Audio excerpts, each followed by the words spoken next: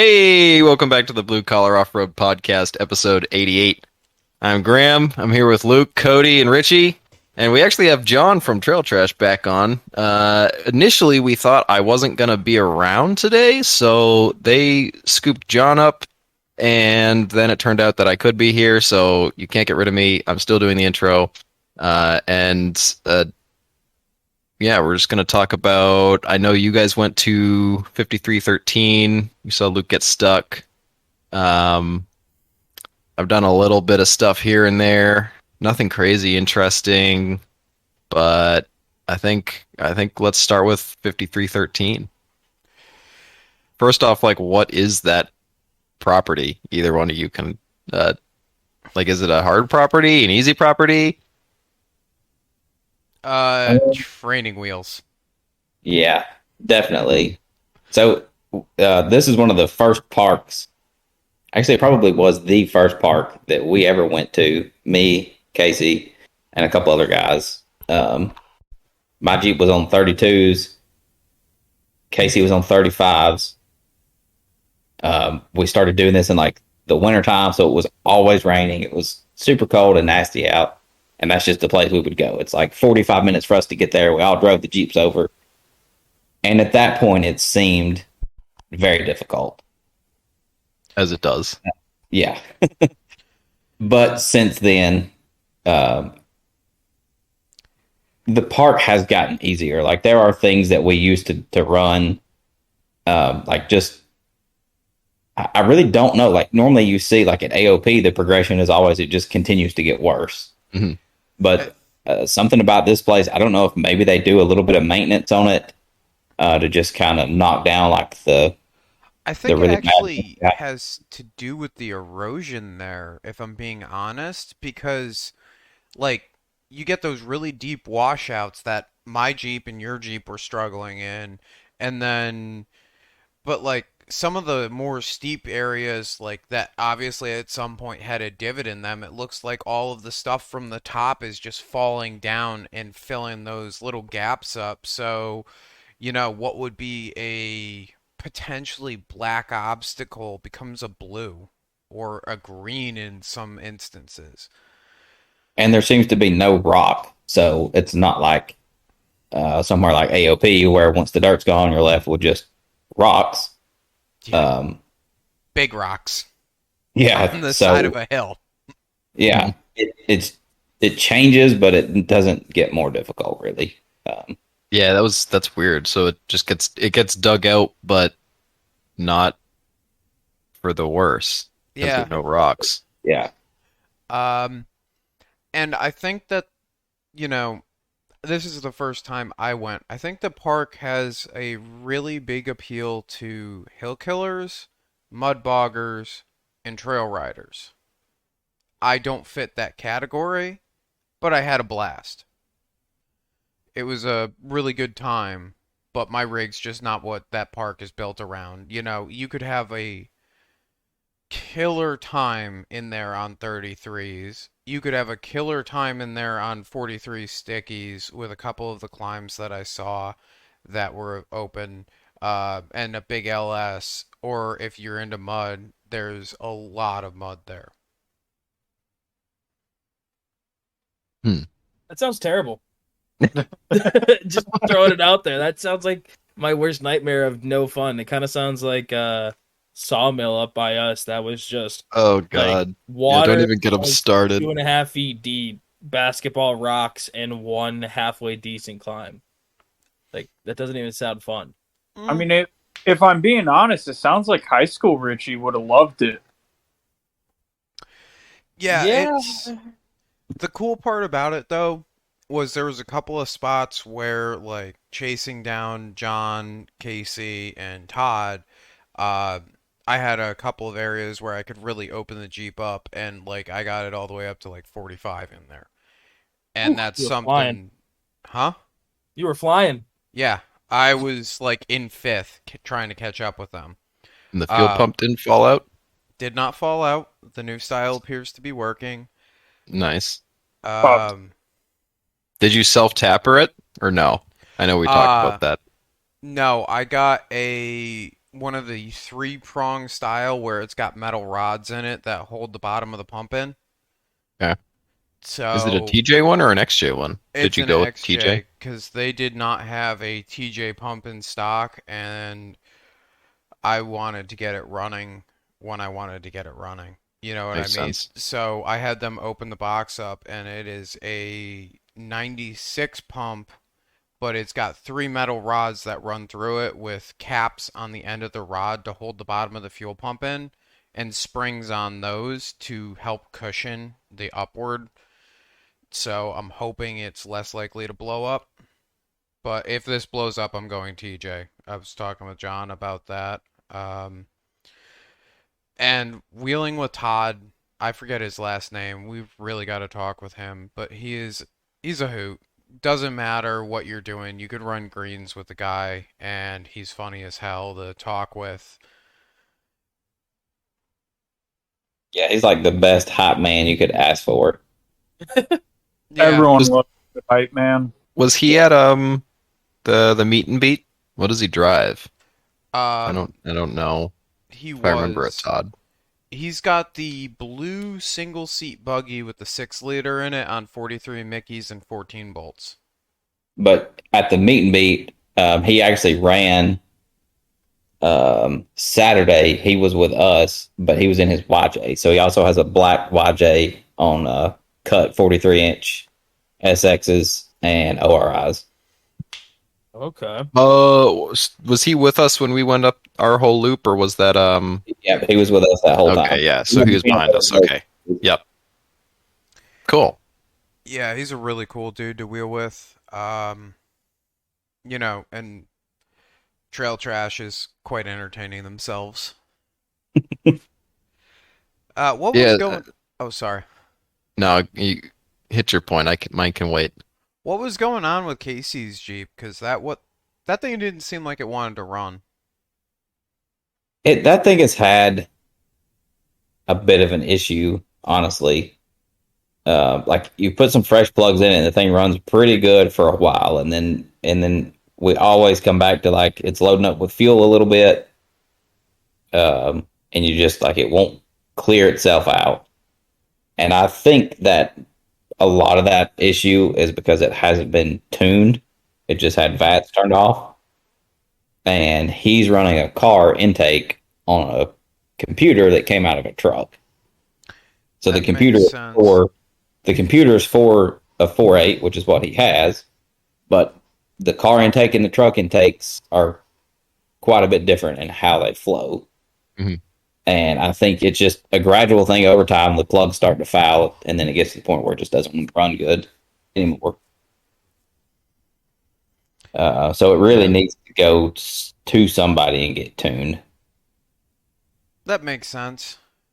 That makes sense. Yeah, and do they can just tune the factory computer, right? Yes. Or yeah. Okay. Would that be No. something that Brad or Bart could do? Bart. I think Bart's the one Bart. with the shop. Yeah, Bart has the shop, and Bart has HP tuners, and he probably could tune it.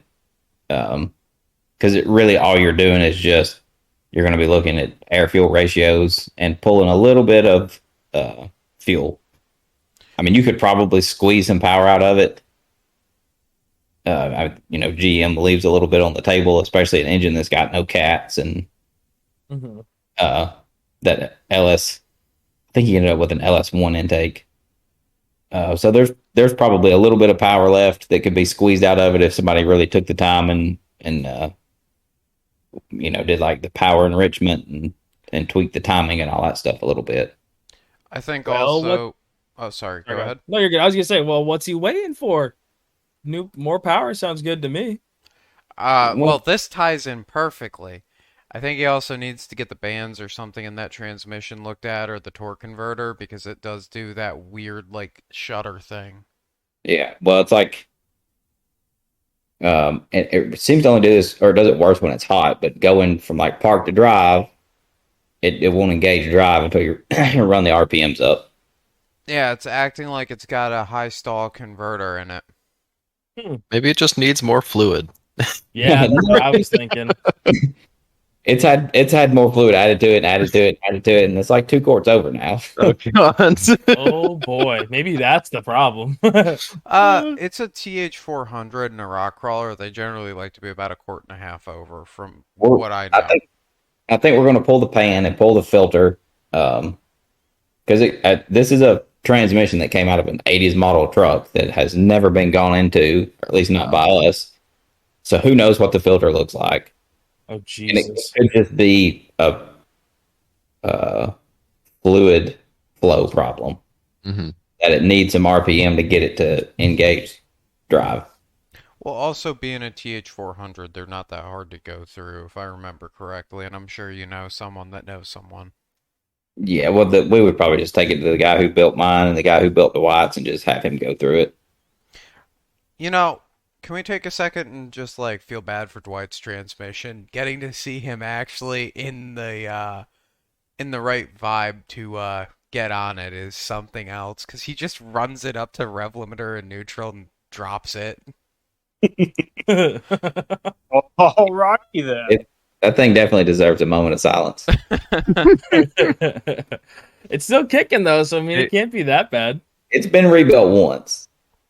No, that's fine. That's plenty. But it's like, how long has he had that thing? Man, is this year? I think this is year 2. Oh, okay. Well, I mean, if you get a year out of a transmission, When you treat it like after dropping it, yeah, that's not horrible. yeah. No, I mean, I especially with rebuilt my V8 big stupid tire. manual every year, just about, it feels like, so Every 2 years mean- for you, Graham. every 2 years. Yeah. And I don't know, this most recent time it definitely needed it, but yeah. Pond water had something to do with that, if I had to venture a guess. Yeah, we won't go into that story again, but And maybe you put fifth gear on the right direction. That helped yeah, I did do that. Fix that. That's was wondering why that one was hard to shift into. I imagine It's your fucking backwards. I imagine your second gear set probably looked okay though. You seem to avoid that gear What do you mean? And from the drag race. oh yeah. Second. Maybe the synchro's fucked on it. Maybe I put second in backwards. Yeah, there we go. Oh Jesus! No, actually, so it's actually funny you mentioned that, because that I went through the whole transmission and the transfer case, and I resealed the motor. I didn't put a new clutch master cylinder combination thing, and if you get those from O'Reilly's or AutoZone, wherever you go, it's got a little plastic line. And last year we were at Harlan, and Luke's blew, and I was kind of bitching about how my clutch felt weird. I thought it was the the new clutch I'd put in. It was just different from what I was using before, because I went with a different brand. I went from like the O'Reilly's store brand to the the factory OEM Luke clutch, whatever. Either way, the Luke clutch. So I figured it was that, but it might have just been that line slowly going on mine, because last weekend we blew, or 2 weekends ago at this point, we blew I burned a hole in it, and it it just stopped working. So it might have just been doing weird shit even before then. And it's just because that plastic line runs right past the header, and it gets hot and slowly melts, and then you get a pinhole. Happened to Luke, happened to me. I don't know what I'm going to do to prevent that in the future. I think the next step would be going to like a braided AN line. Yeah, it just sounds like a pain though. But I gonna got to figure out what I'm doing. Could you get a piece of that like insulation stuff that you see some manufacturers put on battery cable and just slip that over it? Yeah, I was thinking about that, doing like a heat shield over the plastic line. I just don't love the plastic line, right? I do actually have on a different transmission on an NV 4500 that I've got sitting around. I have one that's steel braided. I don't know where that came from.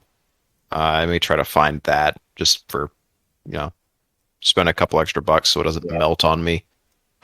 And I don't have to buy the shielding, right? I'd have to spend more money on a heat wrap for it anyways. One of those like something you'd put on an injector almost, that fiberglass shit.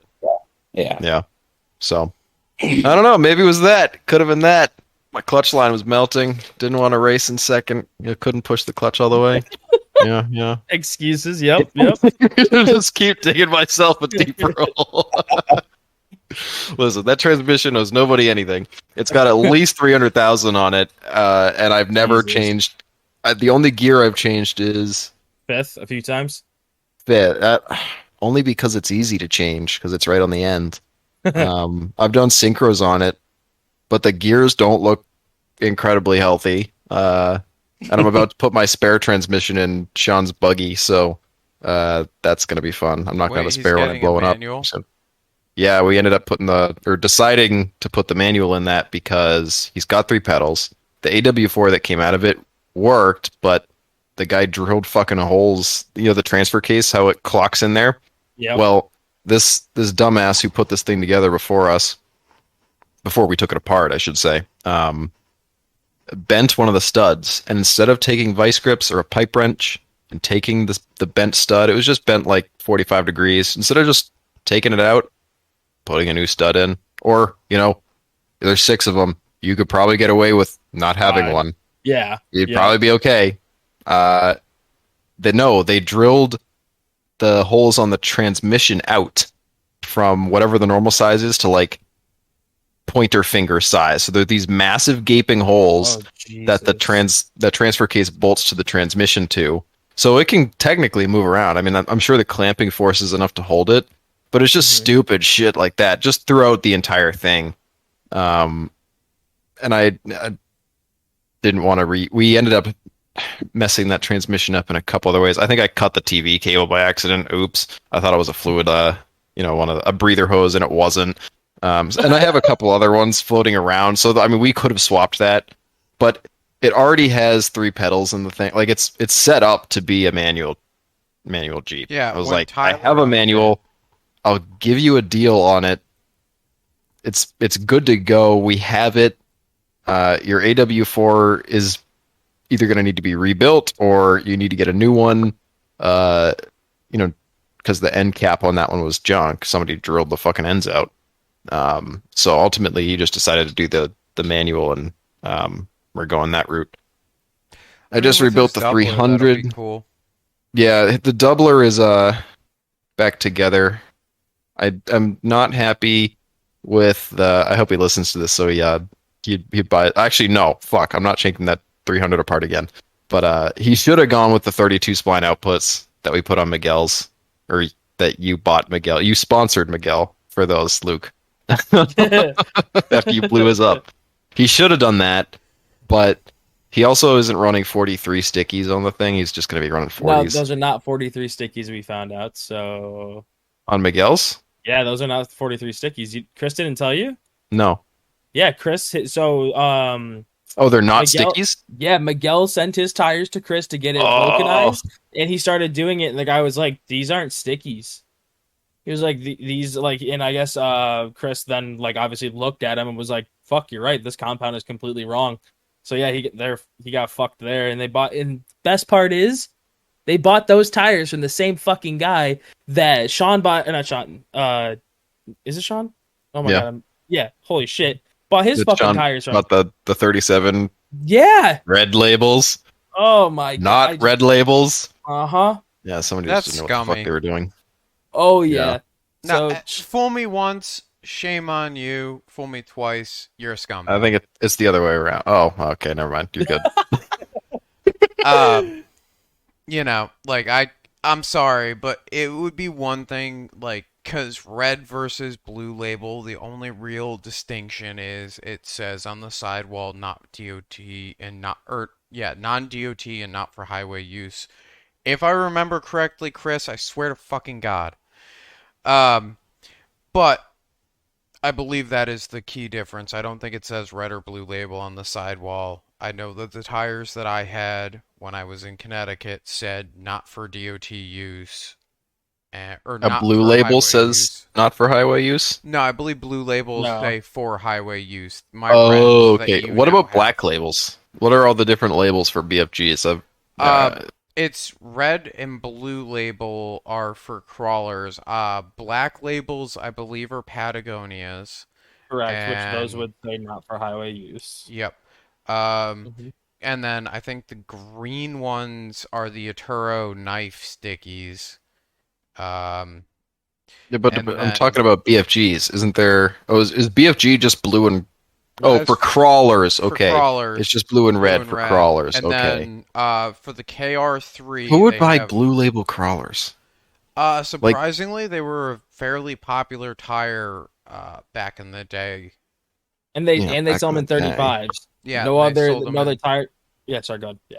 No, I Nobody was else agreeing with sells you. Stickies in 35s. So something, or well, quote Well, unquote no. stickies, because they're not really stickies. They're just a softer tire compound. Yeah.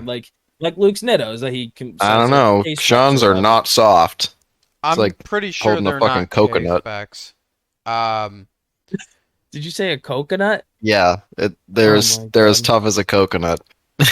Well, also you have to realize too that if it's a different tire compound, then it's not going to hold up over time like a red label will. So those might be great. No, I mean, when I they're think fresh with honestly, the tractor red floor. labels, the old red labels are the same way. They get kind of tough, but apparently they still work the same. Yeah, So you warm them up and they're fucking good to go. Supposedly Yes, you yeah. can like transmission fluid too to kind of rejuvenate them. I did not know that. Really? Uh, Colt, this part of Bleeping Jeep now, he's ran red labels for a long time, and he said that you can, if you get a set that are like old and they're cracked up and they look really bad, just spray them with ATF and let them sit. You know, that ATF will I guess, penetrate the rubber and make them soft again. Oh. There Or you I go, Graham. we'll test that out. The tires, I've got 40-inch reds that are sitting, and they're rough. They still You have some running tread them on at them. Roush? Like, You should run those at Roush. You should definitely bring those well, with you on hopefully another set Sean's of Jeep will tires. be at Roush, so he'll be running them. I Dude. have no complaints with my You know who won't be at razors right Roush? now. The TrailTrash guys. Oof. Thanks, Oh, Luke. man. That was me. That was me. Cody's the one that just gave you shit there. That's not You on told me. him they weren't coming. Listen, I Yeah, can't that help- is true. Just That is straight up true. lying. Oof.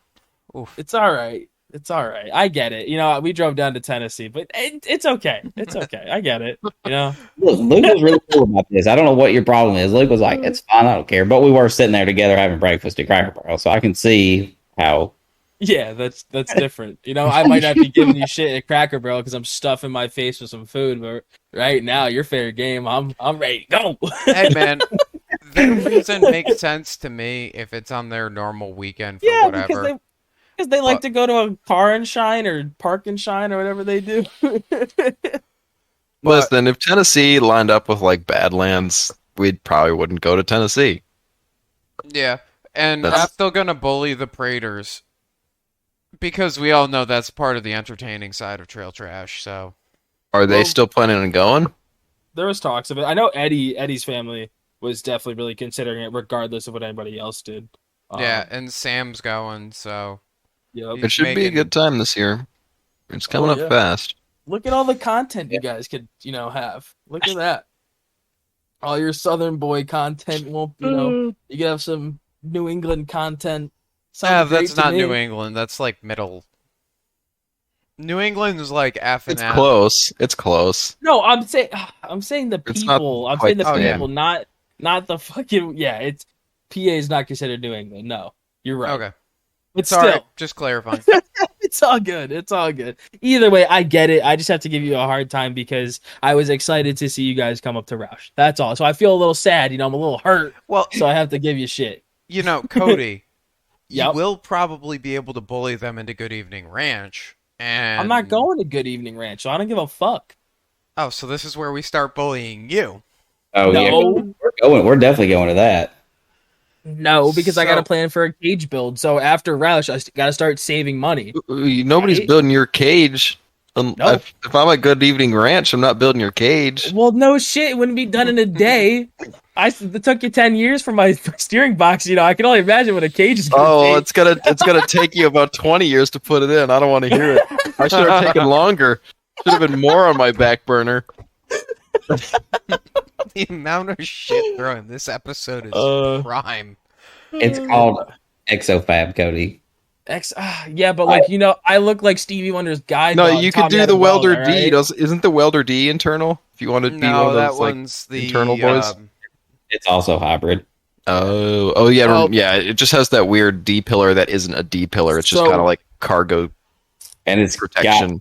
it's got stuff that you can run behind the front fenders, I think. I don't know if that's an add-on. That Oh shit yeah, it is is because fuck. JB, our buddy JB, Yep. who has an XJ with the welder D, has those. It looks terrible. Sorry. I think he also looks did horrible. it differently than the original design. Not throwing shade at JB, just saying it does not look like the way that the Welder D kit looks on their website. Yeah, I don't know. To each their own with that. I don't. I like having the sheet metal on my fenders, but I can see the benefits of not having it. Right? You're not Mhm. scrubbing your fucking tire on the poorly cut fenders that you didn't cut, And and also- stuff like that. If you only wheel twice a year, the chances of a rollover Oh, They're very low. They're very God. low. You're correct. This guy, actually, so to be fair, you're not wrong. Sadly, that is true because it'll be Roush and fucking Badlands, which is terrible. But you're right. Fuck. Well, you've got the Cody, Super Duties. You doing can wheel better than every weekend. If you actually, I don't know why you can't wheel your Jeep now. You didn't break it. I broke my Jeep more than you broke yours. You're right. You're damn right. The only thing I broke is I bent the shackle, but like, who cares about $30? Like, I did great, and I only broke it because I chose to literally go where everybody was like, "Nah, don't go that way," and I'm like, "I want to have fun," and then just turned into the shit line. It was like, "Well, here we are." Yeah, and shackles are easy. You just get better Oh, yeah. shackles that don't bend, and then you're good. No, but I'm gonna redo the rear. I need new leaves. I need the shackle boxes, so I might as well just grab them all at the same time and do it. Oh at the god, same that'll time. take another PFIE. 50 years. Oh, shut up! It's simple and it's super easy. I just gotta do it. That's the problem. Just gotta get my lazy ass off out of the house. How do you motivate yourself to work on your Jeep, John? Cody needs some inspiration here. He works at a shop, doesn't he? I guess Cody didn't always work at a shop. I really don't know. I guess I'm a pretty self-motivated person, and once I start something, it's never that I'm not in a hurry to get it done. Like, I don't want to do this anymore. I'm just like, I want to see the final product. So I just push myself to get it done. And on the other end of the spectrum, Cody, I get a text from Casey, because Casey seems to be the inclusive one here, saying that we're going out in 2 weeks, so you better have your Jeep done. IG? No, I'm saying Casey will text me. Well, I mean, if saying you that want we gotta Casey go. to text Oh, you, oh. Yeah, tell I'm sure him we you- can arrange that. He seems like he's a very nice gentleman in that regard. But like, again, nothing like all the properties near me don't get me excited anymore. You know, like, okay, what are we gonna go to Battlegrounds? We've done that 17 times. What are we gonna do? Go to fucking Badlands? We've done that 8 times. Okay, we're gonna go to okay, but that's also like 14 fucking hours. We can talk about that later. But Good that's Evening what I think, Ranch, like, it should be like 8.5 from you. oh, that's It's really 10. not terrible. That's not Yeah. terrible. it's 10 from me That's not if terrible. I start in Framingham. So like add another hour, then we're good. Yeah. 11. So again, like it's that's probably where I'm losing the motivation is like all the properties that we're going to on like these local events. I've been to. Yeah, a but bunch see, of that's times. where you're It's like I'm- wrong because Okay. you're looking at the line from a perspective of 35s and stock axles, Correct. and Because that's what I have. Yep. So that would make sense. yes, but If I had 40s and tons, absolutely, I'd be looking at Badlands totally different because Badlands has a bunch of reds. You're absolutely correct. I So just at the moment for the stuff that I have like the availability to build on my Jeep, and we can move on from this topic because Oh. we've talked about my shit a million fucking times, and I'm sure people are tired of hearing about it. But yeah, no, That's you're fine. absolutely correct. If my Jeep no, can I run think reds, you're then- fun to pick on because you're at a point in your off-roading adventure here where I think a lot of people are, and I hate to say it, but it's definitely kind of like the speed trap, right? I feel like that level of a build can be what that can be where you stay, and you can be happy there. Don't get me wrong. Like you can build a rig on 35s and stock suspension or stock axles, and a probably not stock suspension, a modified suspension to work for whatever you're doing and have an absolute blast. But at the same time, you can go off the fucking deep end and spend shitloads of money and make your rig incredibly fat and in some ways less capable, but in other ways way more capable. And then you end up in different situations. Just a different situation. I won't say it's necessarily better. I think it's more fun because I spend less time worrying about whether I'm going to break my axles or break a U-joint. I don't worry about that ever, to be honest with you. So I keep spares.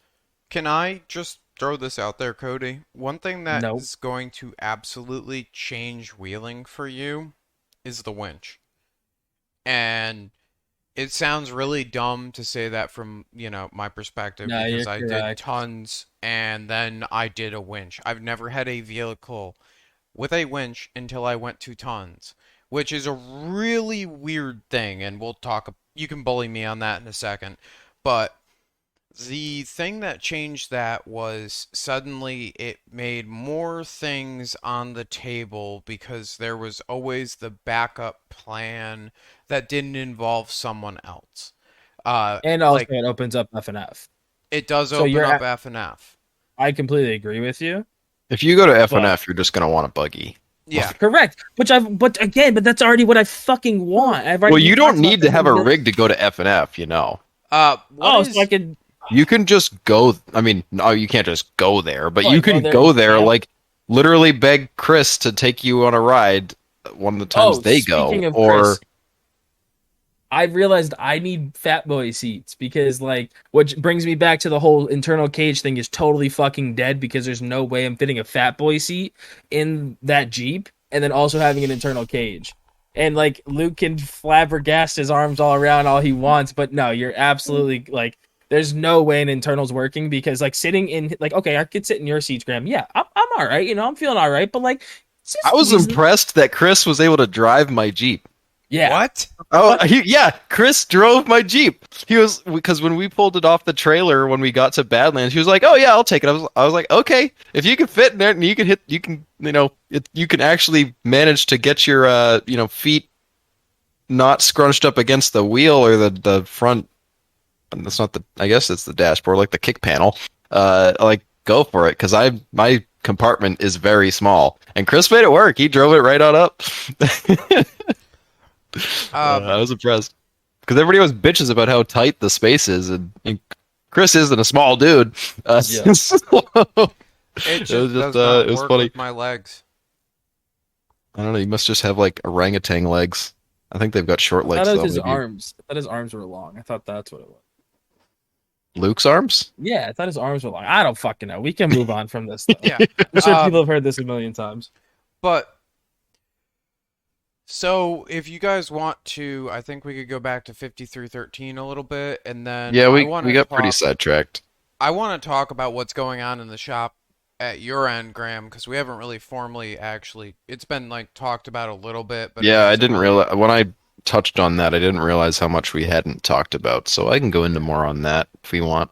But definitely finish up talking about 5313. I want to hear how you got yourself into your situation, and I'm sure there was other stuff that I'll let went on. John would probably be a better person because I couldn't see shit when I was driving in there. I just could not see the rocks and drove by Braille. So and there were no bumps, so you didn't know where there's no stop sign. There's a whole section that used to be just like their rock garden. They had just brought rocks in and just piled them up. And over the years, the rocks have just kind of disappeared. I don't know if they get kicked loose kind of, and then they just roll off or whatever happens. That is definitely what happens. You were playing a major part of that. There aren't many left, so the ones that are there are really big, and that rock was probably almost 3 feet tall, and he got his front tire over it, which sat the slider on it, and he continued to drive forward, and the front of the Jeep kind of went down, and the back of the Jeep went up, and the rock was holding it up, and the suspension was pretty much full droop on the passenger rear. and his drive shaft was like maybe an inch away from this rock. It was a good time. Yeah. The title of this episode came from, I think it was either John or Casey, but the low talent light just came on. Who came up with the caption for that video, by the way? Because that was phenomenal. Whoever did that. That was me. I do 100% of the Instagram posts. That was incredible. It was like the perfect thing, and I'm like, yep, that's Luke. So good. Yeah.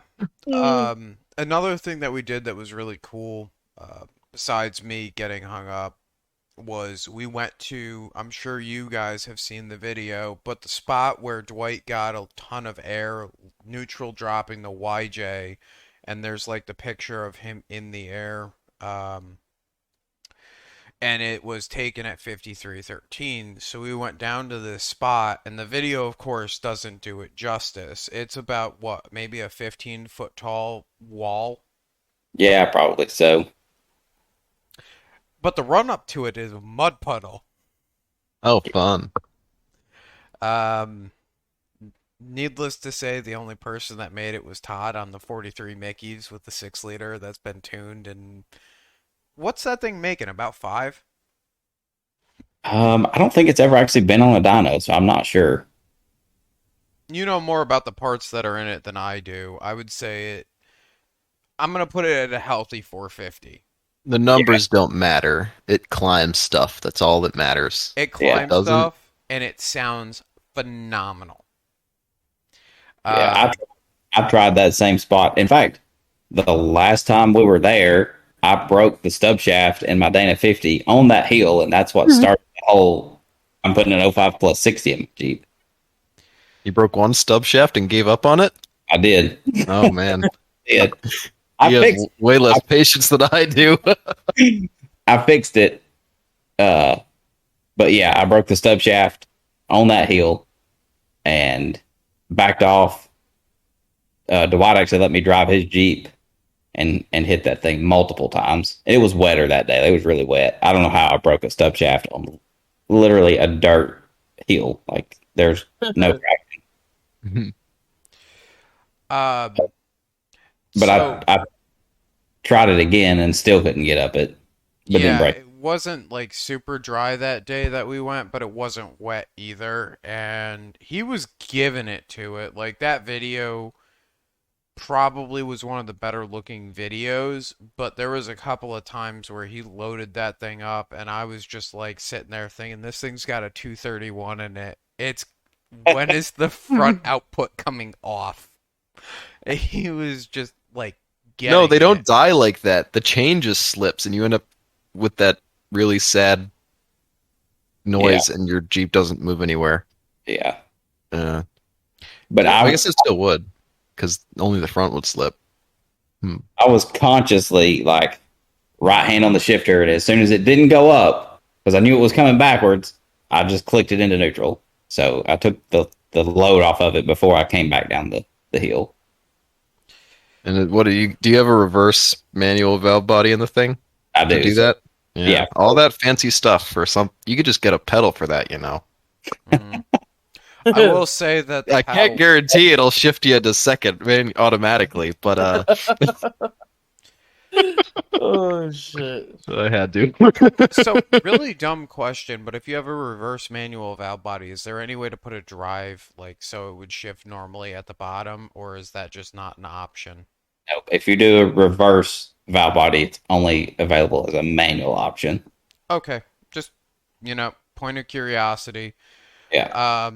Because manuals and all that. But that hill is fun. I had a blast. I hit it 3 times, twice in first gear, and it just didn't want it. So I tried it in second, and it bogged out on me.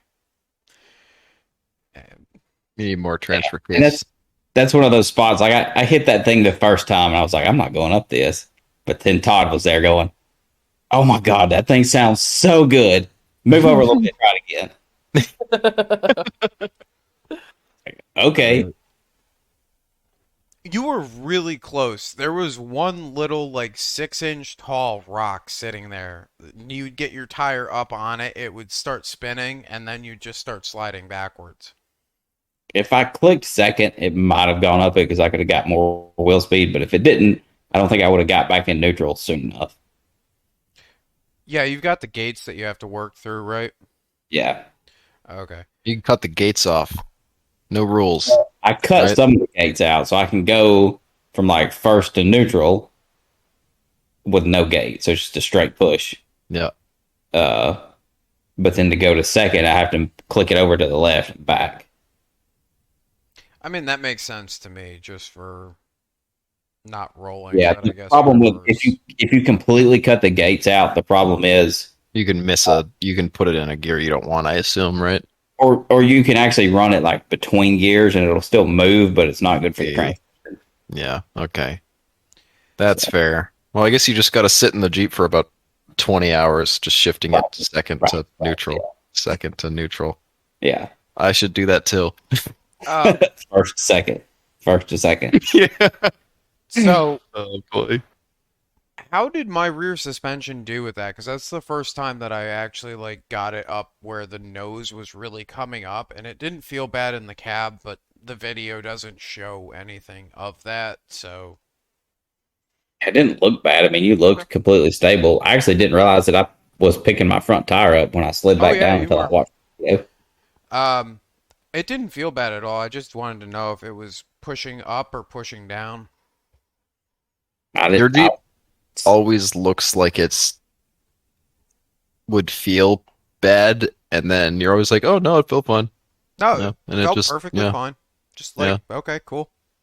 When I launched it in second, though, I did feel it squat, which was kind of weird, but, it then Bigger just blocked springs in out. that bitch.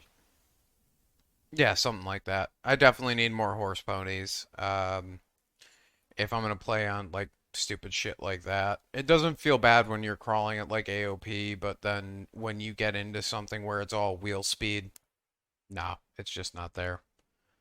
Well, you could put more gearing in it before you go ahead and throw 4 LSs at it.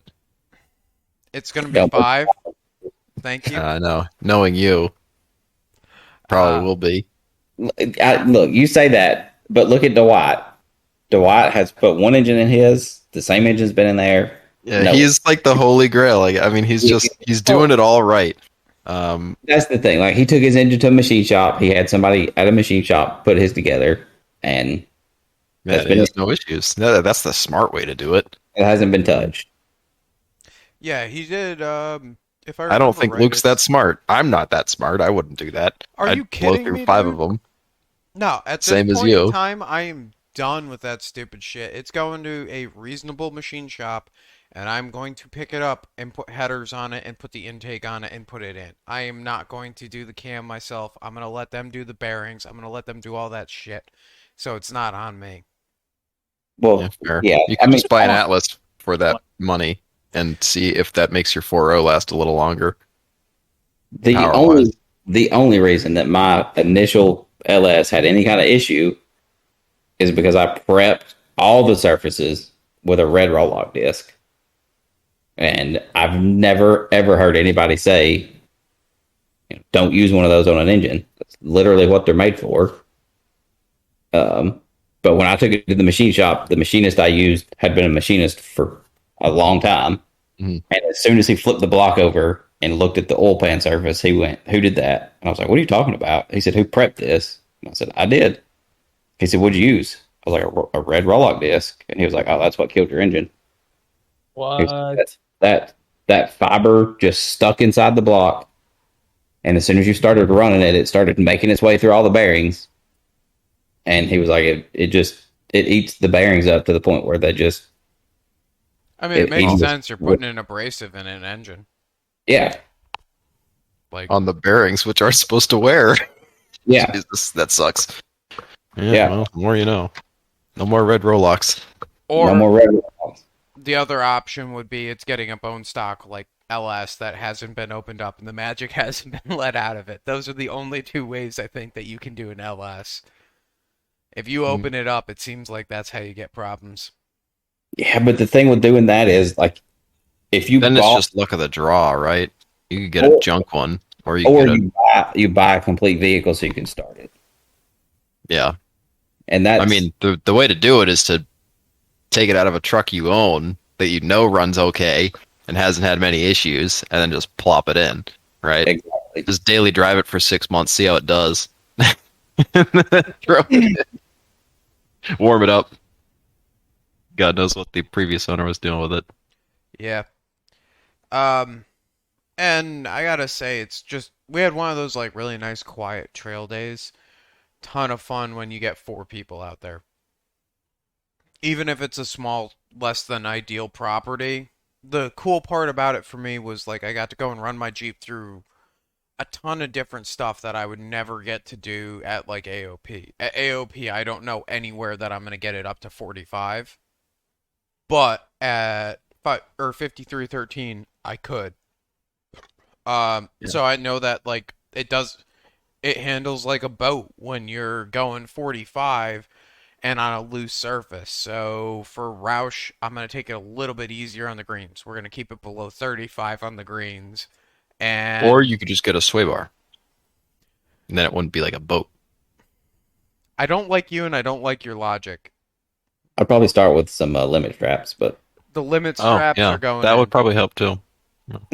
Um, I talked to a friend of mine who's got the concrete pad that I can work on now, and I'm gonna just bring it over there and measure it. Or when I'm down at TrailTrash hanging out with them, I'll just measure it, get in some limit straps. I did order the tabs, so I've got the tabs coming. I figured I'll weld the tabs in where they fit, and then I'll put the strap in once I have the measurements. If I need a 15, I can order a 14, or a yeah. 16 and just make that work. I need limit straps front and rear. I want to put them up front as well because the front droops out to the point where the coil won't unseat, but I've, you know, when there's 2.5 inches of useless travel going on, I could limit that down to one, and I'm Hmm. less likely to launch the spring, and I'm not going to use my shock as the limit strap then. Same thing in the rear. Like, if I go from 14 inches of travel down to 13 and a half, am I really losing all that much? I know there's that video of that dude who was using his or it's not that he wasn't. There was more thing. The video of the whole Jeep like falling apart, and it was like, "Oh, this is why you need limit straps." Well, no, I mean yes, but no. My shocks were I had limit straps, but they were too long, and I forget why I didn't extend them because I think it was because I wanted to have more travel. I wanted to put more higher travel shocks in. I think I had You had Collins 14s. That's what the deal was with that. yeah, but those are in the rear of my Jeep now, and I wanted to get 14s for the front. So I put the limit straps at like 13, and the shock I had in it for the longest time was in just one of the, I want to say it 12.5s. was a Bilstein 5100. Yep. Don't know. I don't even, the stickers were gone. I bought them for $100. They weren't great. They weren't horrible. I had them in that thing for like 2 years. The limit straps did jack shit. And granted, the cups were pulling down. Like you could tell it was the limit strap, but they never broke on me, and they were not installed that well. I mean, you do need limit straps. Don't get me wrong, but I don't think your Jeep's gonna fall apart without them. I don't think it's going to fall apart. I just don't want to blow my coilovers up just yet. You Yeah, don't have that's coilovers in the front. Put them in the rear. back for sure. Yeah, you don't want to. My limits are set way conservative on my coilovers, so I don't blow anything up. But I didn't care about the whole shitty $100 Bilsteins. Let them fall out. Yeah, I've got the cheap Bilsteins up front. I'm not as worried about them, but I definitely want them in the rear before Roush. That's a big thing. the front should be easy because right behind your engine mount brackets on both sides, there should be a threaded hole in the unibody. I used this was when I still had Really? full split. There's a Yeah. threaded hole in the unibody? Yeah, it's like I don't know what it was for, but maybe it was for where like the engine mount would go if you got a 4-cylinder. Because I would imagine the engine mount would be further back. Or if it was Uh, left hand, right hand. drive. Maybe Could be something to do with that too. I'm not sure, but they're in the same spot on both sides, and I used those bolt holes because they've got the nuts welded on the What inside. about the two on the bottom of the unibody, or are they on the side facing towards the engine? On the side facing towards the engine. Oh, okay, never mind that. I thought you were talking about On the inside? Ooh, I don't know. Yeah. I am not willing to use those. I was just gonna weld a tab in over the stiffener because of the amount of problems I've had with the inner frame rail cracking. Yes, but like if it works, it works. I mean, I'm not honestly, faulting that, but like my unibody has definitely seen better days. I'd rather If give them you're like, I never had an issue with it. I ran them that way with 1 ton, so a ton of weight, but I also never jumped my Jeep, so it was never like an abrupt yank on the limit strap. It's just slow, steady tension. mhm. But I bolted them there, and then I just bolted them through where the shocks bolted at the axle, and yeah. it was good. I'm thinking that I'm just gonna put a tab next to the shock and then put a tab on the inner frame. Yeah, and at the Or time, not I didn't inner even frame, outer frame. have frame stiffeners at the time, so Oh boy. Oh yeah, that makes sense then. I wouldn't want to weld a tab onto yeah. the factory sheet metal. That's how you tuna can your frame rail. That'd be something to see. What So- happened? Oh, go ahead. What happened there? I got a little too throttle happy and opened up my Jeep and In that case, your shock would become the limit strap when the limit strap failed because the shock mounting point would be stronger. But yeah, yeah. That's what I'm currently doing. Is somehow I didn't blow the shit out of them at fucking Badlands. I'm not running limits, but so John, have you done anything new to your rig recently?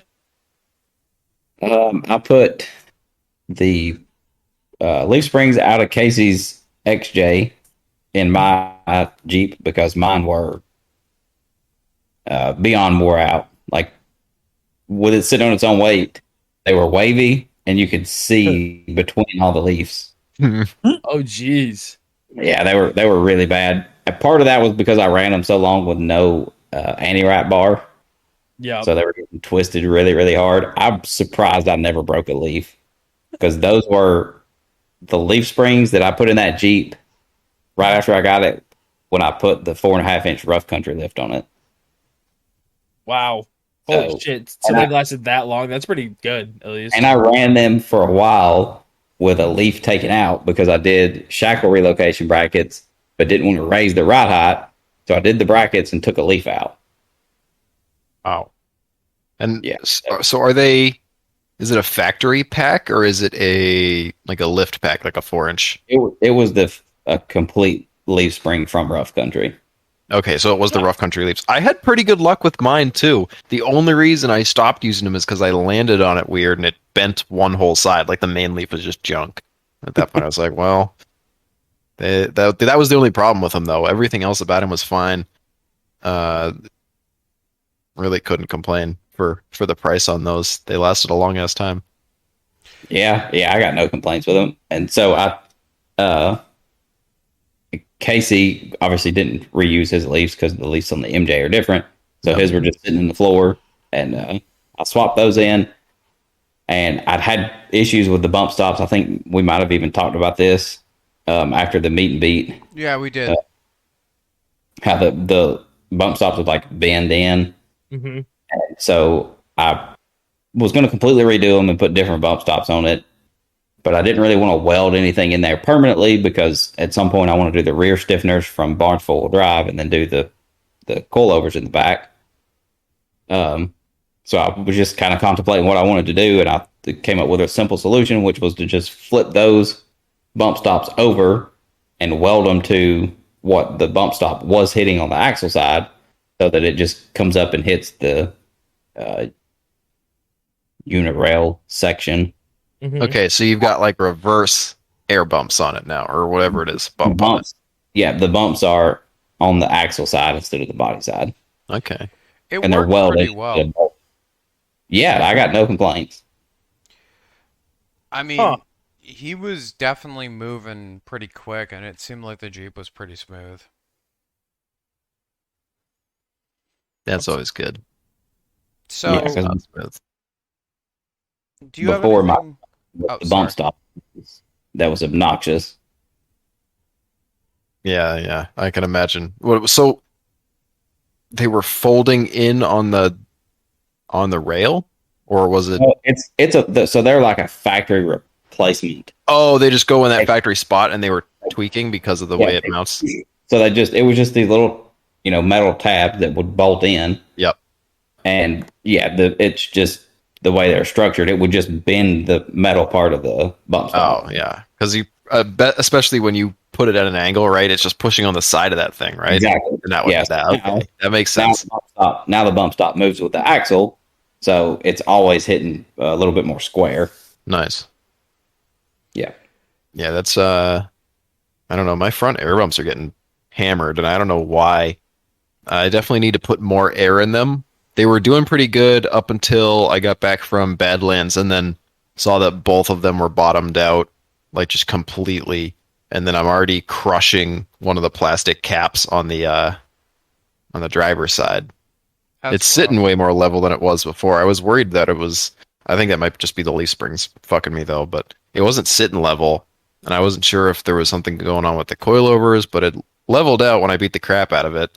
But now my bump stops are not holding up. They need more pressure, and they're already way too big. Like I've got a 4-inch bump, and I definitely should have a 2-inch, Yeah. but it doesn't seem like it's I never feel them. People were like, "Oh, you feel that bump?" I was like, "No." Like I don't, I it's just hear I can hear mine when they touch, Huh. but Yeah, I haven't really noticed it. As soon as I do, it's gonna bug the hell out of me, but I'm just gonna keep not listening for it and we'll be okay.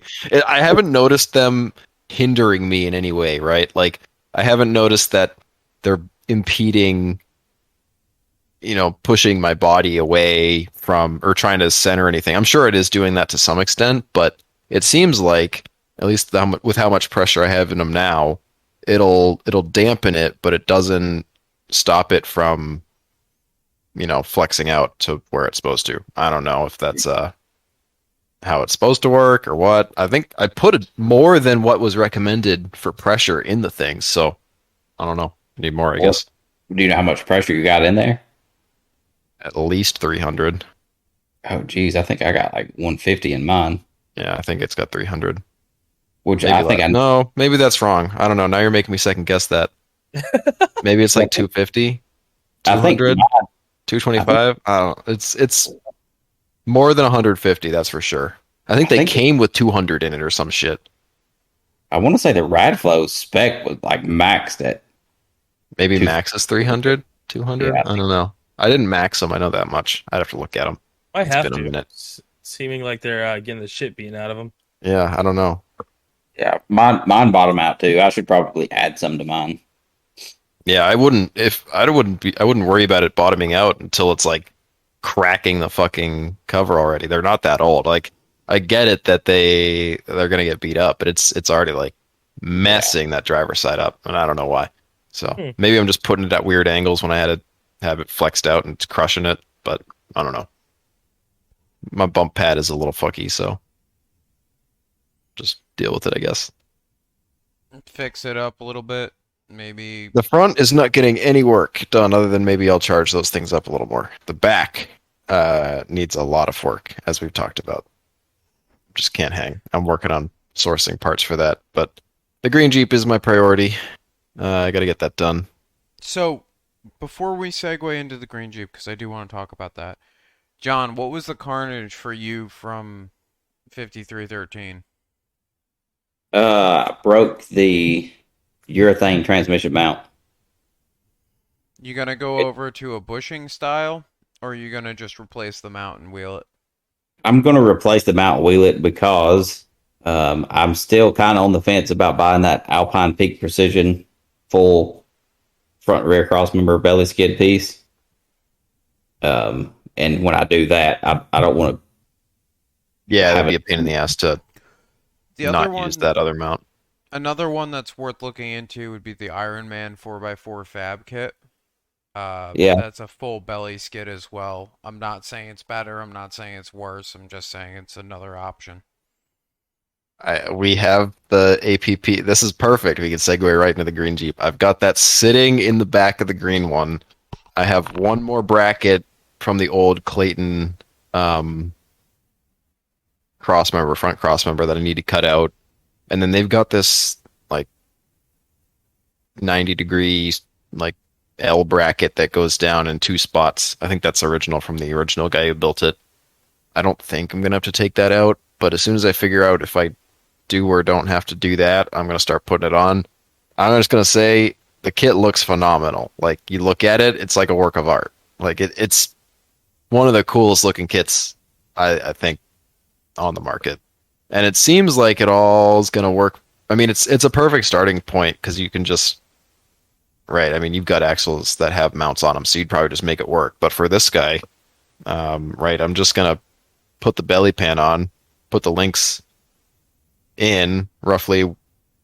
I'll probably mock it up with PVC or something. We'll see what I have lying around. I think we have old links that we're gonna try. And we'll just weld on the axle mounts, in sane places so it all works and doesn't bind up. The only thing that I think is a little weird about the Alpine Peak kit is the upper link mounts on the front are kind of narrow. So if you're not running a Heim, or you have to run a Heim, I think. I could be wrong. Maybe that's no, it's got to be for the front. And it's just so they can clear probably the exhaust and the transfer case. So I get why they had to do it. The separation's pretty good. I haven't measured it, but it is a narrower upper mount. So you couldn't run a Johnny joint or anything. So which is my only sort of one thing that I will say that I do not like about that kit is that kit, with the way it is constructed, you lose the ability to widen the mounts at the rear axle due to the way the triangulated forelink is built. And my problem with that is that they are so narrow at the frame side, you have to almost tuck them in close to each other at the axle side to get enough triangulation out of it. Whereas if it was further out and you had to sacrifice your exhaust in exchange, you could widen the mounts at the axle, which is my only regret on my forelink. It's very stable, but I could have made it feel better in the cabin by, instead of having my mounts be where they are as far as like the roll center and everything, and we're going to get off into the weeds on this tangent, but if I had spaced the mounts out to the outer edge of the truss and put about 6 inches of separation in the outer mounts, I would have improved I believe it would be roll axis, I'm sorry, not roll well, that's center. on the axle, right? You're talking about axle separation. Yes, but the reason that this ties in with the Alpine one is because they are moved in about an extra 3/4 to foot inward from where my outer mounts are. So you have to almost keep them really narrow at the axle side in order to keep your triangulation where you want it, to keep the rear axle located. So are you saying that the mounts on the body side need to be further apart? I am. Okay, and they're not, and because of that, to keep the triangulation, you need to tighten it all up on the axle. Yes. And so if you had widened them at the body side, and I understand why they're not as wide at the body side as they could be right up against the unibody rails, but then you can't get your exhaust through there, which on a bolt-on kit, I can understand why it was done how it is done. But that is my only real complaint. Okay. Yeah, I didn't really think about that. I mean, personally, I think it's probably the best bolt-on kit, and it's surprisingly bolt-on. I think there's some stuff you got to weld on, obviously. With any 3-link, 4-link kit, you're going to have to do some welding, but I mean, it's a lot of it is bolt together. You don't have to do any crazy. There is welding involved, like I said, but it's not anything crazy. You're just welding the ends on. I think I could be wrong, but I think it might even have the factory holes for the original cross member. No, it does. Yeah, it actually has one extra too. It's out the window for this Jeep because it's covered with plate, but Yeah. Yeah. I mean, for a bolt-on kit, I don't think there's anything better. It looks super strong. It's for the Oh, money. and You that's can't one beat it. other little grumblement is that due to the way that the uppers are ran, the lowers are also ran very narrow at the body side.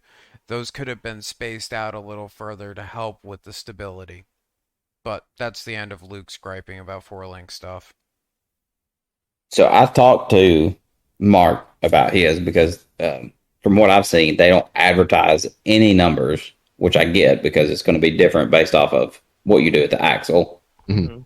Um, but I was just kind of curious where they would be. So I hit him up and we talked back and forth, and he was like, "I don't know. I've never actually plugged it into a calculator, but I can get the Oh, I measurement." remember this because he actually was talking to us about how to plug the numbers in or how to measure, I think, or something like that. I forget where he Yeah, was asking that. he got me the numbers, and I sent them to Brad because he's done a ton of research on this. Mhm. I guess that's one of the perks of being a firefighter is all that free time you have. Shots fired? It's true. It's very true. he I sent him to him, and he was like, the only thing that that I would change personally is I would push the rear uppers on the body side. I would push them through the floor. Like if you raise those things like 3 inches, it'd be a really solid setup. Oh, Which I mean, that makes sense. Everybody always talks about, trying. Talking about that. yeah. I was kind of trying to avoid that. If I can raise them up, but not so much that I lose the back seat, I'll do it. Like I Well, don't you got care. to look at something like Nick LeBlanc's rig because I think, if I recall, his uppers go through the floor, but he has the back seat still. Yeah, You might have to there, hit there is. him up or dig through his pictures to see how he did it. I Yeah, remember seeing a picture of them through the floor yeah, to and get there's what he needed. space. Like Brad, the way Brad's is, I'm pretty sure he could put a seat in it. They're not so far up that a seat wouldn't go back in there because there's Mhm. that space under the seat. Yeah. And so I think the deal is you just cut the floorboard out, raise those things up. I mean, that's not difficult to do at all. If that's the No. only modification I had to make to that thing, I'd be completely happy. We were talking about this at 5313. My suggestion was to move them out to where the edge of the frame rail is and move them up about 3 inches from what I had seen from the numbers. Yeah. Um, So at this point, why is the kit even a viable option? If you're gonna be changing up the rear completely, then you might as well. Well, You no, already well, have front That's three just link. so much stuff to if you're up. somebody like Luke who has no back in his Jeep anyways, till I put one in there, uh, or you're going to be incredibly anal about the numbers on the right, getting the perfect suspension setup, theoretically perfect, right? Is 3 inches really going to matter in a four link? Are you going to Not notice to it? me. I'm coming from Luke. Not I have enough. I nothing don't to think compare it to. you like that might be the difference between like maybe 1 out of 100 trails you getting up or not, right? Who fucking knows? But if you're gonna be nitpicky and actually look at the numbers and you want numbers that work for your rig, and we aren't worth a Cherokee. There's things you can't do within the constraints of the body there, and none of us are afraid to take that chop wheel to half the shit on the Cherokees. I don't know. At least I'm sort of losing that. My one of my biggest things with it though is not necessarily the Yeah, ride and or performance, but with the amount of power that I have, I don't want the body to like pick up or do anything crazy when I'm gotcha. Yeah. in the So throttle. you're focused on the behavior under Yeah, load. underpowered. Yeah, Yeah. And that makes sense. so I you're don't gonna make enough be power. you're gonna want to be on the positive side of 100 if I remember correctly for your anti-squat because on the minus side of 100 it'll start to pick up. If I remember correctly, I might have that backwards because I'm getting my front versus my rear confused, but you know, The rear picking up is a good thing though because then it's transferring force down to create grip. So yes, why would but you no. not want it to? Why? Because the amount of horsepower that you are putting down and the ratio that the rear is pushing down, you create hopping. So when you have too much, I'm sorry, yeah, I think I got it backwards because I think my front's at 120 and my rear's lower. Um, but when you start increasing the number, or the percentage that it is digging in, Yeah. when it does not get grip, it releases the potential energy in a hop. And when you add more horsepower behind that, the more violent it will hop. I mean, the Easter Bunny's cool in my book, so I don't know. It's up to you, John. Whatever you go with. Hopping's pretty dope.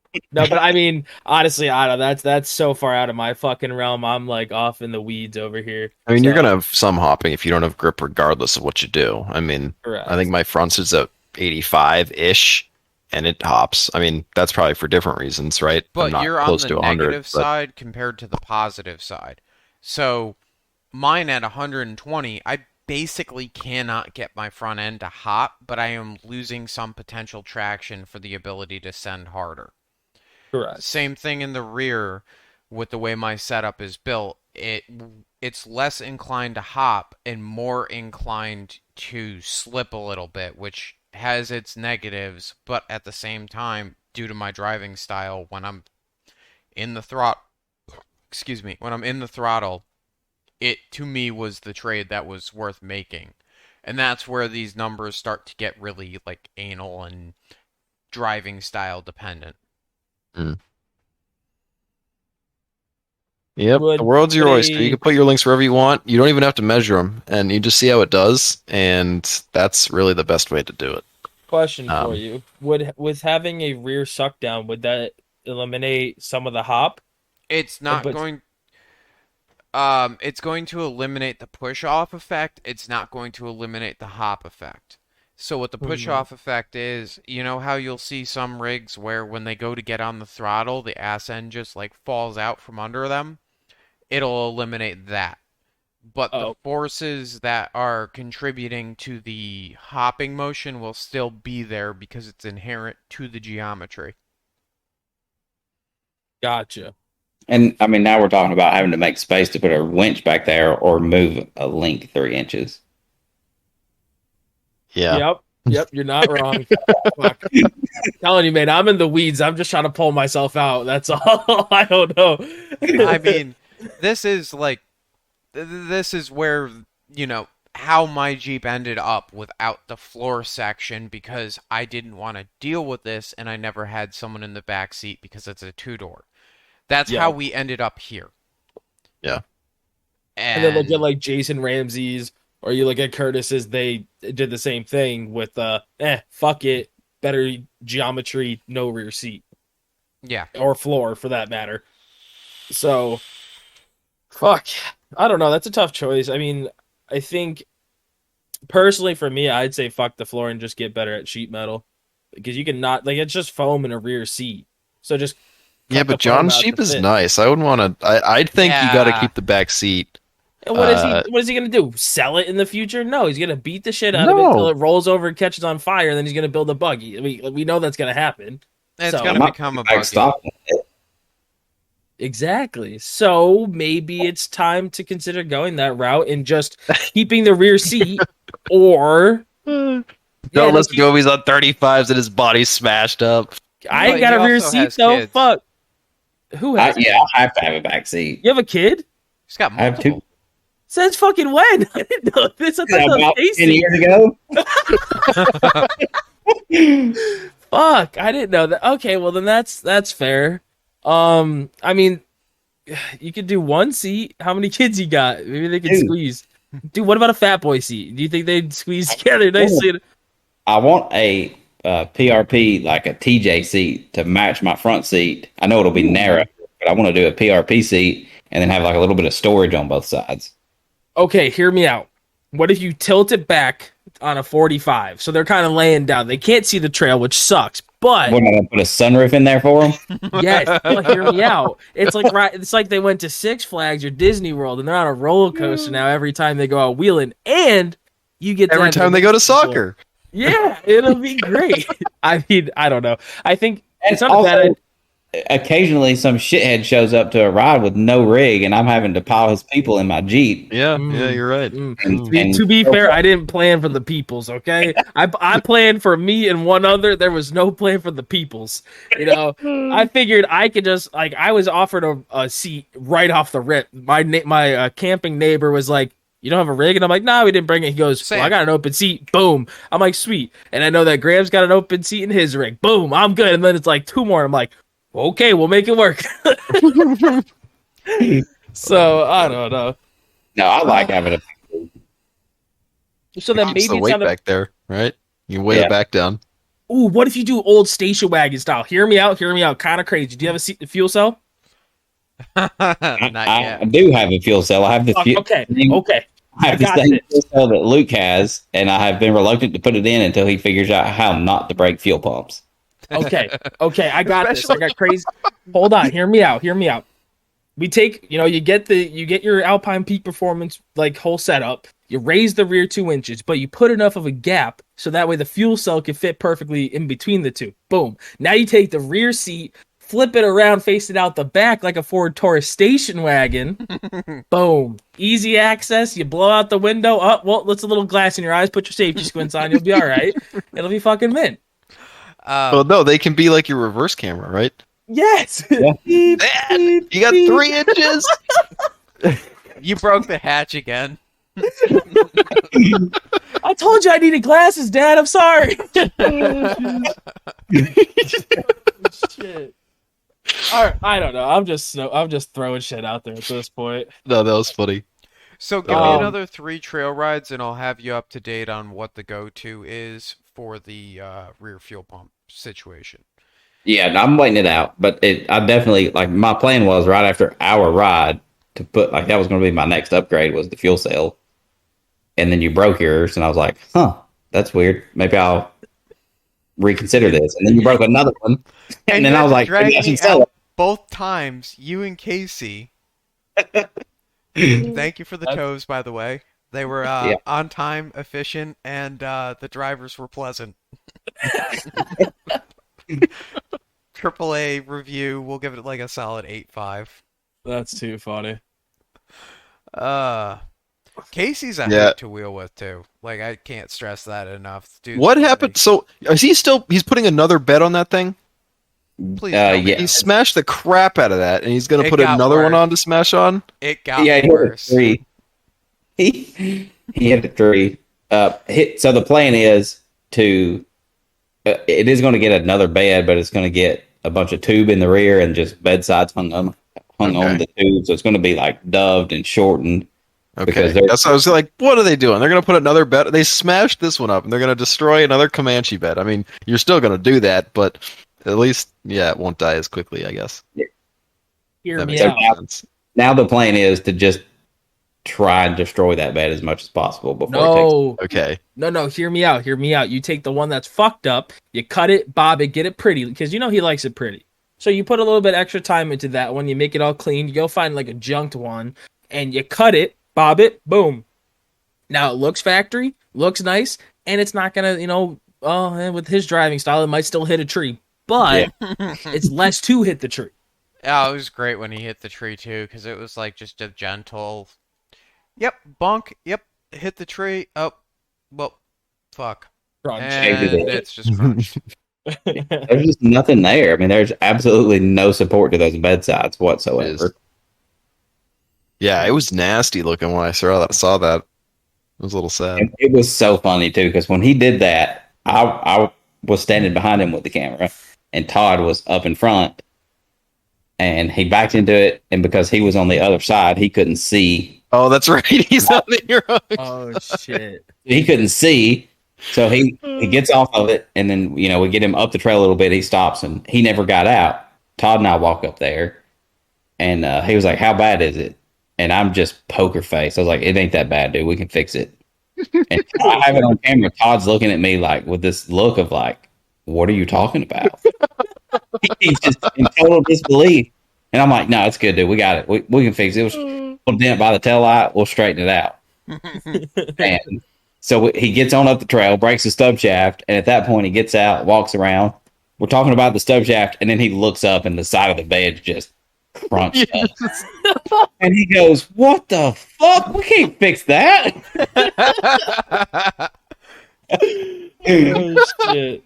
And then I start laughing, and Todd was like, Oh, "Man, God. you had me convinced." He was like, I thought maybe you saw something I didn't see."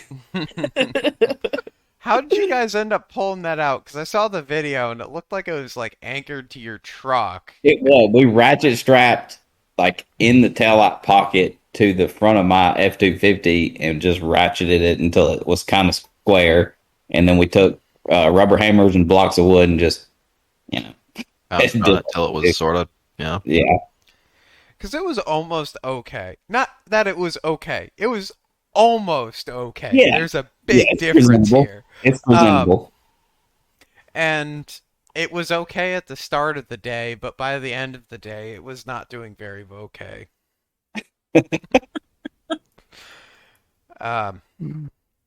So I think that kind of wraps up the 5313 stuff. You got anything else on that? No, I don't think so. There's not really much to add.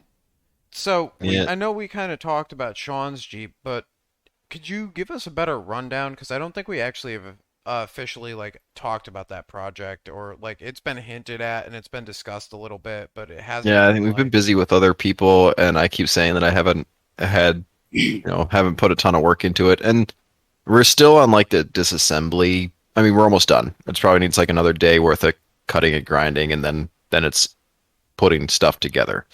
What is it? So it is a two-door Cherokee body originally. Tyler Cardinal, I believe, built the chassis. It was originally red. Had coilovers front and rear. I think it was a 14 bolt and a 60. Yep. 40-inch tires, Wheels the with them. works. Full hydro. It was a cool rig. I've seen pictures of what it originally looked like, and it was sick. And then somebody bought it from him. I don't know the dude who originally messed it up, but somebody bought it off him, brought it back to factory, Dana 30, 8.25 or something along those lines. Factory suspension. They put leaf springs back in the back, and they did a very poor job of welding all this shit in. Like, absolutely miserable job. I don't even know how half the shit holds on. I mean, they definitely followed the bigger the gob, the better the job rule, and I mean, it seemed to work out for them. Sucks for me because you have to grind through all that crap. But we're taking all that factory crap that somebody welded back on off. But anyways, I'm getting ahead of myself here. Somebody welded all that shit back on, trying to put it back to stock. They kind of cut some crap off of it. They basically just ruined it. They took the manual out of it because it clearly had a manual at some point. They put an auto in it, a really shitty center console thing with seats that just didn't work. Or not seats that didn't work, but a floor pan that was like just all signs, like literally probably 100 sheet metal screws through these aluminum fucking signs covering the entire belly. I don't think that was the original dude's work there. Maybe it was, but it didn't seem like it. Crappy fuel cell in it. Just a lot of messed up shit. So either way, we're taking all that shit out. We got it. Some other guy had bought it after that guy messed it up, intending to fix it. Eric Goulet, I think. And then Sean ended up buying it from Eric, and Eric dropped it off with us. We are now cleaning that up. All it has is an engine in it. There is nothing else other than a shitty fuel cell filled with like just totally varnished gas. We're not using that tank. We're using the other one. We pulled apart his other buggy, his blue buggy, which it had some okay parts, but the actual tube work on it was abysmal. Like scary bad. Like tubes weren't notched. They were just butt welded against other tubes and filled. They just filled the gaps. There was no coping or anything, not even like an attempt in some cases. I don't know what was going through the minds of the people who built that one. Obviously, we talked a little bit about the fuckiness with the transmission and shit on that. So we went through the transfer case. It has a 231 Dana 300 doubler setup. We did some work to that, cleaned it up, regasketed it. It's going to leak, but it will hold its fluid a little better probably. Putting an auto or a manual back in the thing. It has a motor, most of a wiring harness. We took the dashboard out of the other one. That's going in the new one if we have time. We should have time. Right now we're at the point where we need to put the drivetrain back in, mount the belly pan up to hold the drivetrain, obviously. And then looking at mounting axles, we have coilovers for the front and the back. We have full hydro orbital for it and ram for it from his other buggy, I think. No, this actually came off Jucket. The orbital and the power, the I think it's a single-ended ram that we're using for the full hydro, but it all came off everybody's favorite non-existent wheeling rig Jucket.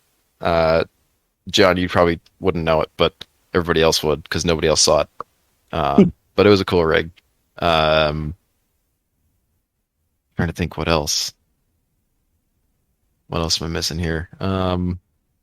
Seats, harnesses, obviously. We're going to be trying to restore some of the tube work on it. It had some really cool like doors, like not really half doors. It was a tube that went down, and then they had the factory two-door skin sort of on it, and it looked sick. I don't think we have two-door doors to sort of recreate that, but I'm going to put the tube back in place because I can see where they chopped it. We got to do coilover mounts in the front. He wants me to do the same thing that I did to mine. I probably don't have time to do the exact same setup, but we'll see what I can do. As far as what, like the tube through the grill and all that?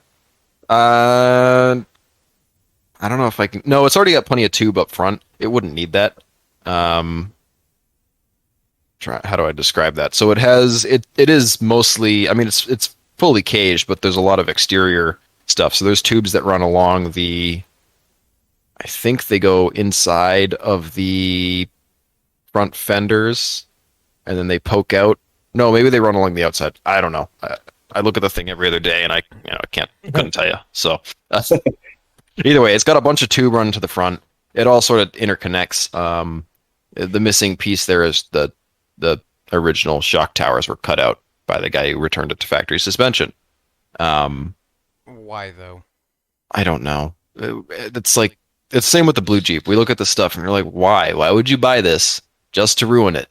Why couldn't you put the right parts into it? Like, don't buy it if you can't like spend the time to make it at least partially right. Like, even if you didn't, sure, put leaf springs in the back, but why take the shock towers out of the front when you can just buy shocks, buy an axle? Hell, take a Dana 30. It would have been easier for them to take a Dana 30 and weld coilover mounts onto a Dana 30 than it was to cut all of the tube off and put a very poorly welded together and welded on Artec coil bucket and shock mount.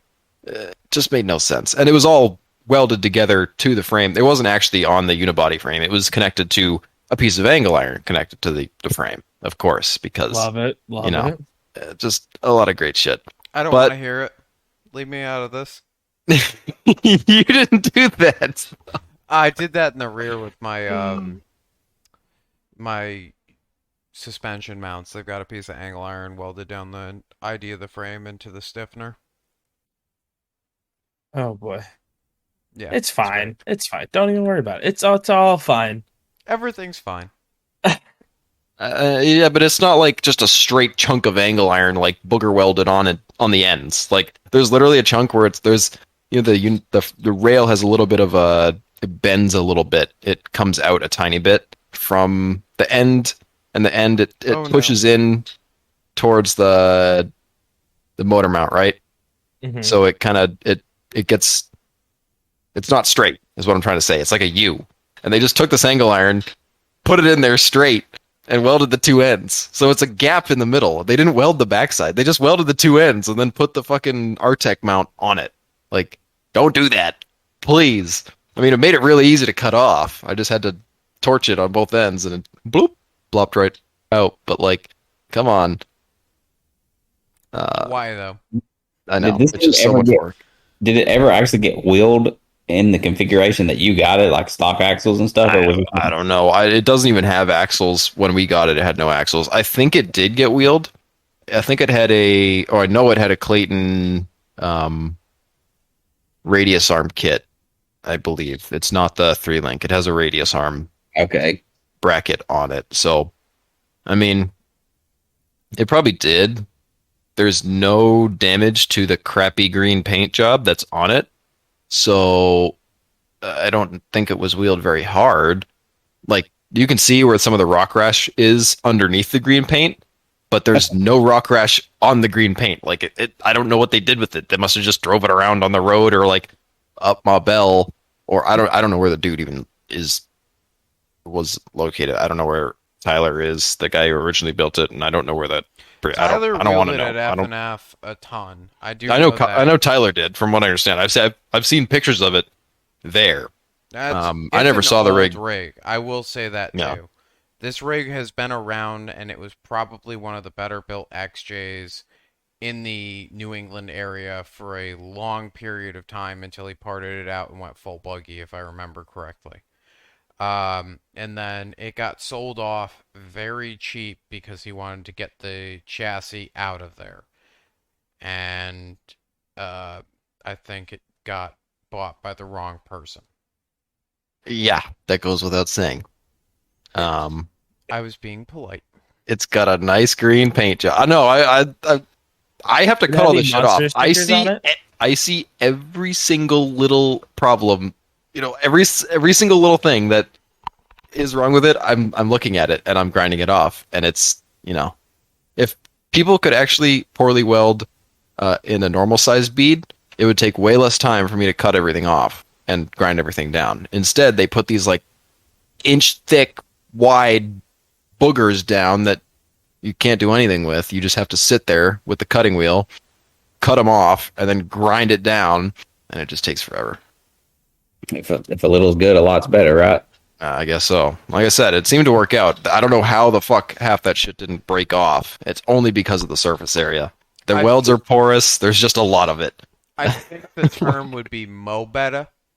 Because I don't No, think mo better. it's No. better. Yeah, it's better. It's something.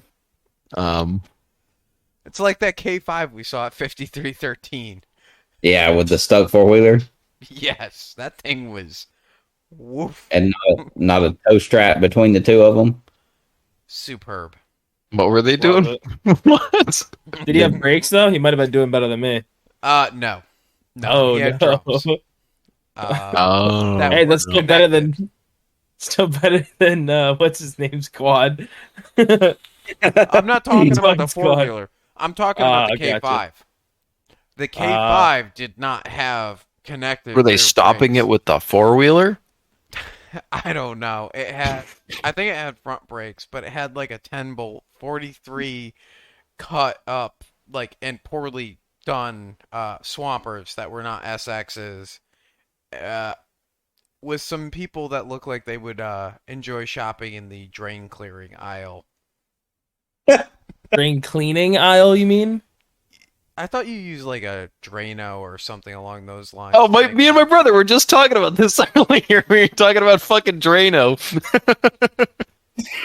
It might not be. I don't Drano, know what. but I don't know what. He was actually bitching about goes the into drain. that. He was like, I'm going to get some Drano. I was like, just take a fucking rag and grab the shit that's in there and throw it out instead of buying fucking whatever the Drano costs. It takes 2 seconds.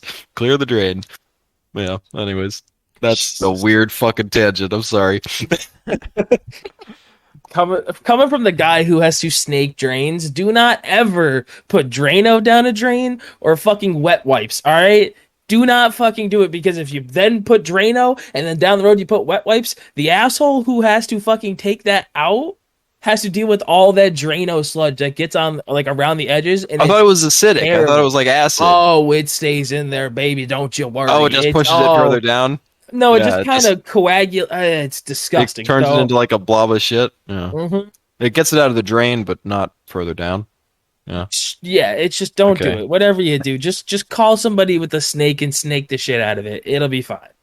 Also, don't do meth, kids, because then you end up wheeling a blazer with angle iron bad welded on it, and Or No do taste. meth. Yeah, or do meth, and then that K series sounds fucking great. It was Your pretty choice. cool, dude. It was pretty cool. Jeez. Well, I mean, I think we're pretty good. I think we've talked about enough. We've taken people's time enough. I don't know if anybody else has anything else to say. I'm Yeah, I good, think we man. covered it. Hopefully, you'll have No, more to yeah. talk about. the Oh, Grem actually, thing. quick thing. Where can I get a Trail Trash hat? We literally talked. Oh, we talked about this before. Shut the fuck up, podcast. Graham. Shut the fuck up. Thank you. Where can I get a Trail Trash hat? TrailTrash.myshop. Oh, okay, no. Finish, Oh my fucking god, ruin it some more, Graham. Richie, you didn't fucking say anything. No, we'll talk about that after. Anyway, Okay. shush. Shush real quick. Shush. Where can I get a Trail Trash hat? TrailTrash.myshopify.com. Perfect. I got to get me one because I wear hats every fucking day, and there ain't nothing better than repping some of the boys. So I'm gonna go over there, and you guys, you listeners, Comfortable. fuck my life. Sorry. It's okay.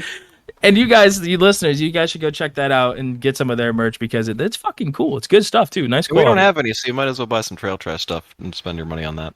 Exactly. go. Well, thank Yeah. you very much for listening. I appreciate everybody. If you can, go follow us on Instagram, go follow Trail Trash Guys on YouTube and Instagram, and go follow their Facebook page because they post a lot of good shit on there. And if you can, go over to any of your listening whatever programs and give us a rating. It helps us out. I don't know what it does, but it probably helps us out. Maybe somebody might look at I'd it be one the day. first person to rate our podcast. First person to rate it will get a A gold star. a give gold them star. We'll Yeah. fucking rate you afterwards. How's that sound? Rate Yeah. with the Yeah. T. With the T. Just throwing that out there. Wait, so you're not talking about the bug killer? No. Well, thank you very much. And on that note, keep your Drano out of the drain. And if Keep you're your gonna buy drain a stakes nearby. I was gonna. Oh shit. Okay, what were you gonna say? Damn it. I wanted to use drain snake, not Drano. But yeah, whatever. Well, our low talent light just turned on, so I guess that's the end of this one. Jesus fucking Christ.